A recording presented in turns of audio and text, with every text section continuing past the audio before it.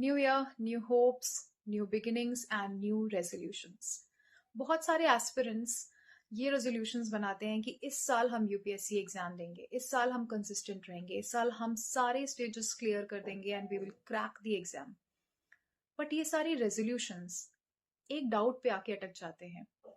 शायद यूपीएससी मेरे लिए है ही नहीं, शायद UPSC is only for the elite. और ये सेल्फ डाउट हमें बार बार कंसिस्टेंट रहने से रोकता है। We get into the trap of overthinking and questioning our own self, questioning our realities. So, in this video, I'm going to cover some ground realities so that the decision of giving UPSC exam ये fear based ना होकर के facts based हो. So let's dive into understanding कि हमें ऐसा लगता क्यों है कि यूपीएससी सिर्फ एलीट लोगों के लिए है. When we see toppers interviews, we observe a pattern usually कि उनकी इंग्लिश अच्छी है, their fluency is good, their educational background is elite, like they are from IIT, IIM, DU और JNU या फिर किसी गवर्नमेंट मेडिकल कॉलेज से हैं, and their parents are also elite, as in they are from civil services, officers हैं, doctors हैं, army background से हैं या political background है, and they can afford expensive coachings like foundation courses के rates around 2 to 3 lakhs हैं, and they live in metropolitan cities like Delhi जहाँ पे रेंट ही 20,000 से ज़्यादा हो जाता है, वहाँ पे रहना is quite expensive, and they have good exposure in terms of peer group and the mentoring. So who belong to economically weaker section, जिनके पास लिमिटेड रिसोर्सेज हैं, फाइनेंशियल कंस्ट्रेंट हैं, हर मंथ ये सोचते हैं कि कहाँ से कॉस्ट कटिंग करनी है, कैसे फाइनेंसेस मैनेज करने हैं, कोई मेडिकल इमरजेंसी हो जाती है तो हम गवर्नमेंट हॉस्पिटल पहुंचते हैं, लाइन लगा के 1 रुपए का पर्चा कटवाते हैं एंड देन डॉक्टर को दिखाते हैं. And this share of population is quite high. ऐसा मैं क्यों कह रही हूँ? Because if you go by the data of ministry of statistics, सांख्यिकी मंत्रालय का डेटा, कि average salary income is around 15 to 20,000 in India. तो इस इनकम के साथ में हम एक्सपेंसिव कोचिंग अफोर्ड नहीं कर सकते, हम बाहर रहना अफोर्ड नहीं कर सकते, हमें घर में ही रह करके प्रिपरेशन करनी है एंड अपने रियलिटी को कंज्यूम करके साथ में मैनेज करना है. सो हमें लगता है कि यूपीएससी एलीट बैकग्राउंड वालों के लिए है, बट क्या यूपीएससी एक्चुअली में एलीट फ्रेंडली है? तो reality is no. UPSC elite friendly नहीं है, यूपीएससी स्टेबिलिटी फ्रेंडली है. यूपीएससी आपसे ये नहीं पूछता कि आप कौन से कॉलेज से आए हो, आपकी इंग्लिश कितनी फ्लुएंट है, आपके पेरेंट्स क्या करते हैं.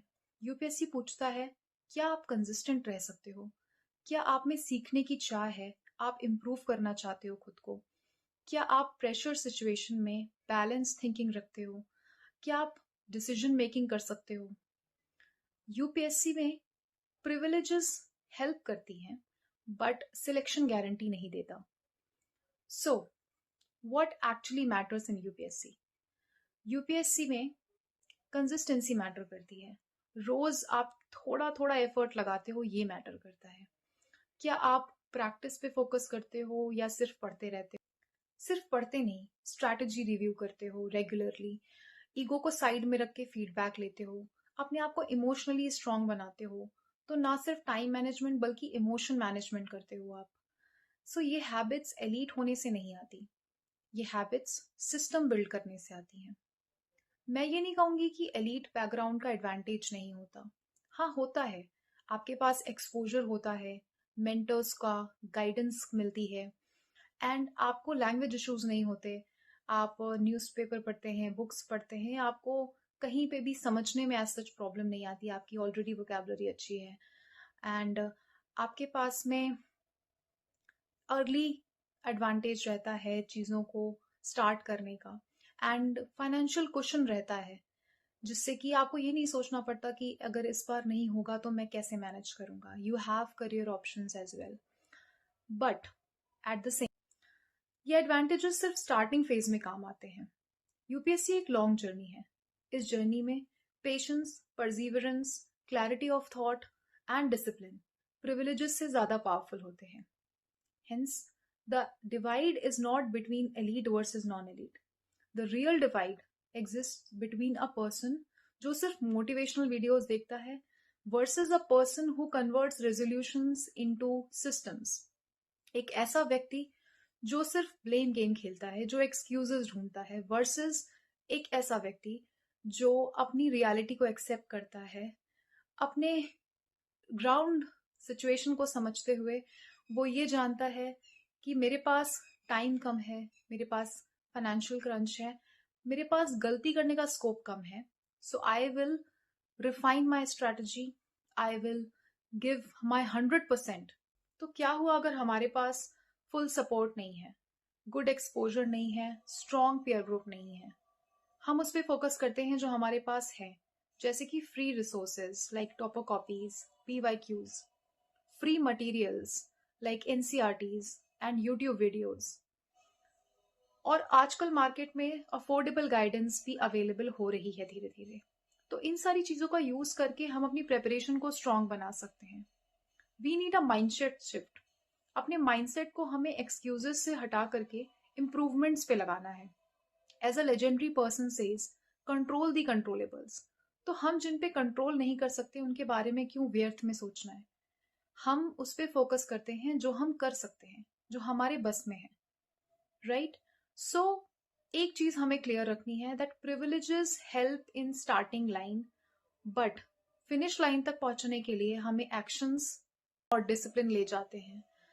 सो इस साल जो हमने रेजोल्यूशन लिया है उसको हम सिस्टम्स में कन्वर्ट करेंगे, अपने रूटीन को डिसिप्लिन के अराउंड बिल्ड करेंगे. And one thing which I want you to take care of is your health. Health should be your first priority. अपनी हेल्थ के साथ कोई खिलवाड़ नहीं करना है. जितनी अच्छी हमारी हेल्थ होगी उतनी अच्छी हमारी प्रोडक्टिविटी होगी. सो हेल्थ का ध्यान रखते हुए wish you a very healthy, energetic, peaceful and progressive new year. I wish you all the best. Till the next video. Bye bye.